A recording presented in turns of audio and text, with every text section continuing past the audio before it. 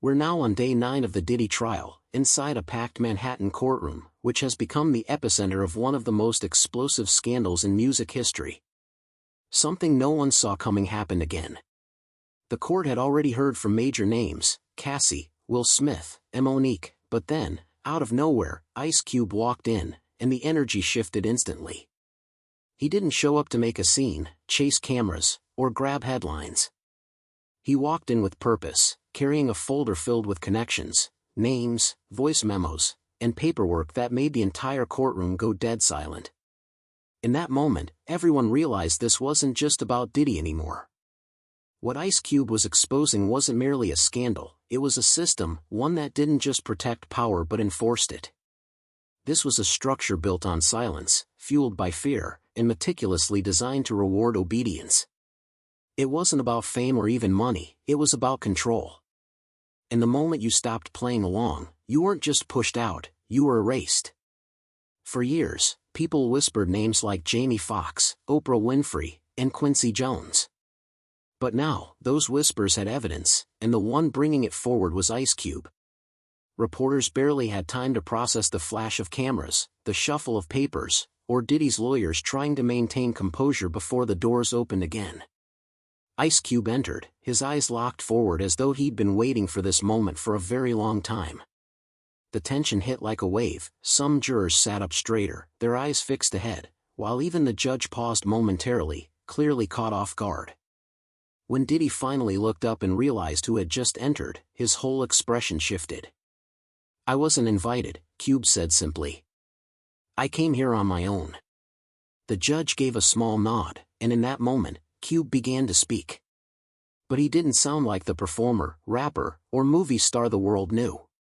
Instead, he spoke like a man who had been carrying a secret for years and was finally done staying quiet. His words were deliberate, each syllable weighted with meaning.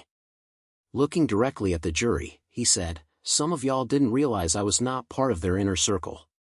That's what pissed them off the most." And with that statement, the room went utterly silent. What followed didn't just rattle the courtroom, it cracked open an illusion that had protected the powerful for decades. Ice Cube began by pulling back the curtain on what he called the club, a shadowy inner circle within the entertainment industry that nobody dares to name but everyone knows exists. These are the gatekeepers, the power brokers, the ones smiling on red carpets and making deals behind closed doors. According to Cube, they don't bring you into this circle because they admire your talent or respect your artistry. No, they bring you in to control you. If you play along, you get rewarded, Cube explained, his tone calm yet cutting. But if you don't, he let the sentence hang, allowing its weight to settle over the room. He described how the system operates. First, they cancel your meetings. Then they plant fake stories about you in gossip blogs, creating a narrative that undermines your reputation. Rumors spread, and suddenly, opportunities dry up. You never hear the calls being made, but you feel their impact. Cube turned his gaze toward Diddy, who sat visibly shaken. "They don't just invite you into their golden circle, they test you," he said. "At first, it feels like family.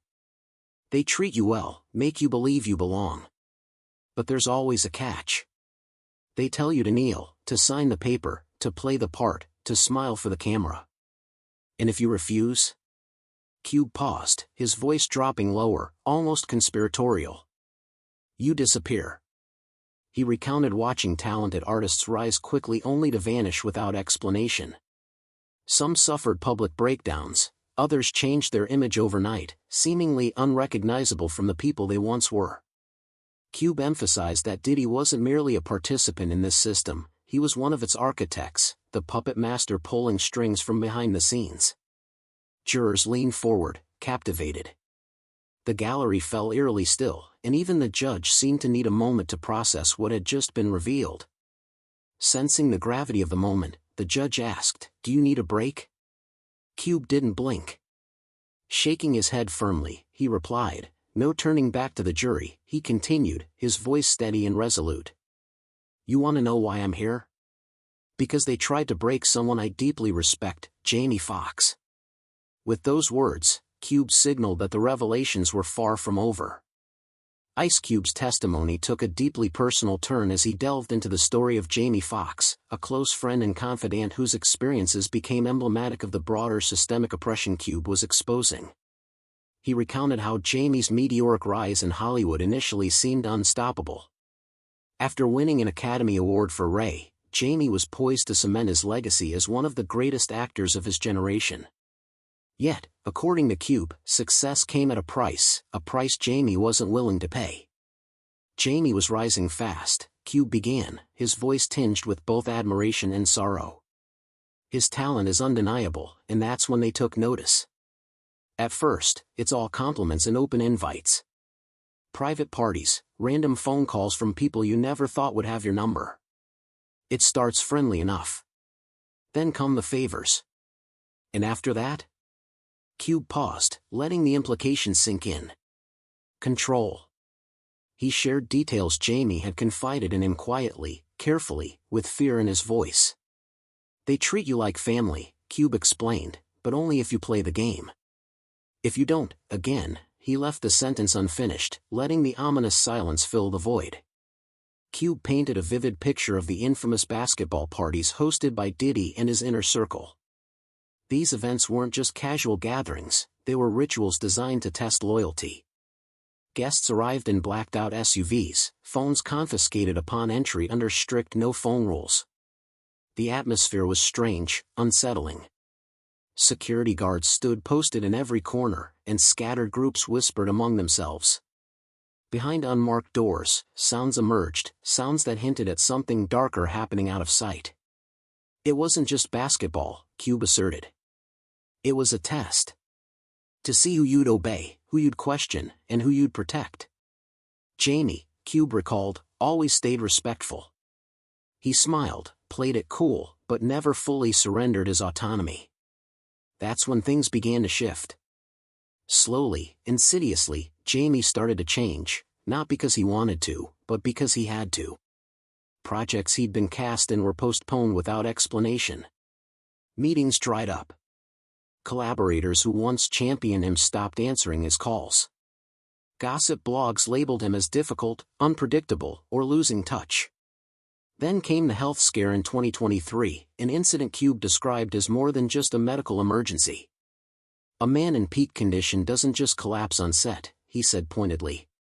Not unless he's being sent a message. According to Cube, Jamie received multiple offers to return to the fold after this incident. New movie deals, press tours, redemption arcs, all he had to do was play the game. But Jamie refused, and that's when the retaliation escalated. They tried to replace him, Cube declared, his voice hardening.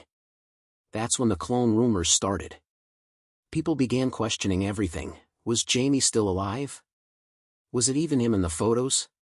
Why was he avoiding the public? Cube didn't frame these tactics as conspiracy theories. Instead, he described them as calculated strategies designed to dismantle an individual piece by piece until even their fans couldn't discern reality from manipulation. This isn't just about silencing someone, Cube concluded. It's about erasing them entirely.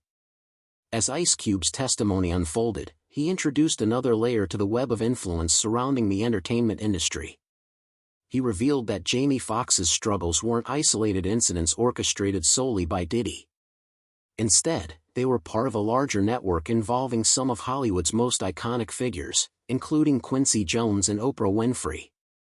Cube recounted a pivotal moment in Jamie's career, shortly after his Oscar win for Ray.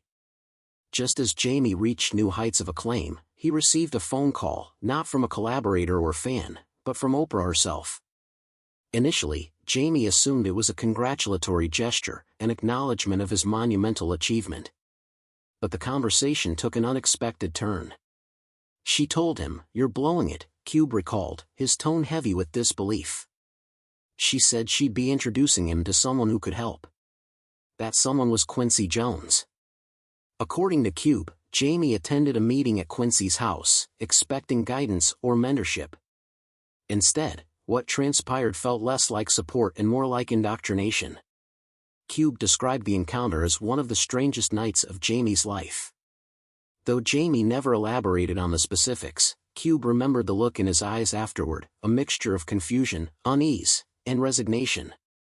Oprah called it responsibility, Cube explained. Quincy called it legacy.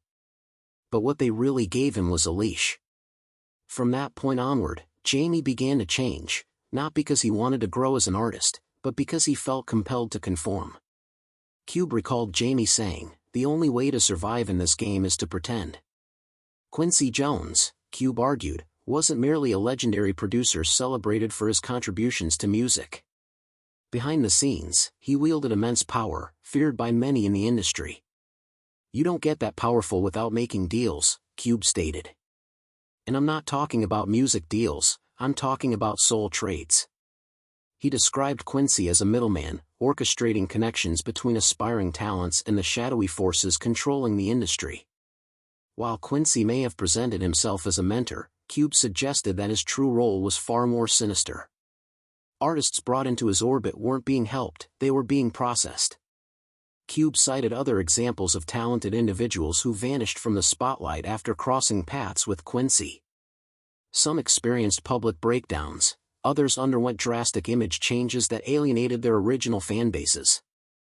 Each case bore eerie similarities to Jamie's ordeal, reinforcing the notion that Quincy's influence extended far beyond creative collaboration. By implicating Quincy and Oprah, Cube highlighted how deeply entrenched the system of control was within Hollywood. These weren't rogue operators acting independently, they were cogs in a machine designed to maintain order through manipulation and fear. Ice Cube's revelations took a deeply personal turn as he recounted his own harrowing experience attending one of Diddy's infamous networking nights. With chilling clarity, he described how these events masqueraded as glamorous gatherings but were, in reality, meticulously orchestrated traps. "It was the early 2000s, Cube began, his voice steady but laced with tension. "No official invite, no flyer, just a name, a time, and a black SUV waiting outside my hotel. The car drove him deep into the Hollywood Hills, up a winding driveway that seemed to stretch endlessly. When he arrived at the mansion, the gates clanged shut behind him, the sound echoing louder than it should have. His phone was taken at the door, ostensibly for security reasons, but Cube sensed something more sinister at play. Inside, the atmosphere was unnervingly subdued. There was no music, no laughter, no champagne flowing freely. Instead, the lights were dimmed too low, casting eerie shadows across the room. Familiar faces dotted the crowd, celebrities, A-listers, but they didn't look like themselves. Some appeared dazed, others visibly anxious, and a few seemed completely disoriented, as though they weren't sure where, or even who, they were. The vibe was off, Cube recalled. Completely off. Scattered groups whispered furtively, their conversations hushed and guarded. Security personnel were stationed throughout the space, not to protect guests but to monitor them. Then came the unmarked doors. Some were slightly ajar, revealing glimpses of activities that defied explanation. Cube described hearing strange sounds emanating from behind these doors, sounds that didn't align with the supposed purpose of the gathering. "Things I didn't want to imagine," he admitted, his voice tinged with discomfort. The defining moment occurred when Cube turned a corner and stumbled upon a scene that haunted him for years. A man he deeply admired, one of the biggest names in the industry, was slumped on a couch, his eyes wide open but vacant. Across from him stood a camera, silently recording. "That was it," Cube said, his tone flat but resolute. "I left. No questions, no small talk. I didn't say goodbye. I just walked out, got back in the car, and stayed silent the entire ride home." But the ordeal didn't end there. The next day, Cube received a phone call, no caller ID, no greeting. Just 3 chilling words: "We saw you leave." Though no explicit threat followed, the message was unmistakable. Cube understood immediately, he had witnessed something he wasn't meant to see, and his departure hadn't gone unnoticed. Reflecting on the incident years later, Cube framed it not as an isolated event but as a calculated tactic employed by Diddy and his associates. These weren't parties, he emphasized. They were traps. Places where artists were tested, watched, filmed. If you played along, you were protected. If you didn't, he let the sentence trail off, leaving the implication hanging heavily in the air. Through this account, Cube exposed the dark underbelly of Hollywood's so-called networking culture, a facade concealing a labyrinth of surveillance, coercion, and control. Ice Cube's testimony grew increasingly incendiary as he detailed the systematic dismantling of Jamie Foxx's career, a process he likened to a slow, deliberate erasure. According to Cube, the mechanisms used to silence dissent were not overt threats but rather a series of calculated maneuvers designed to strip away an individual's agency and relevance. Silence isn't optional in Hollywood, Cube declared. It's enforced.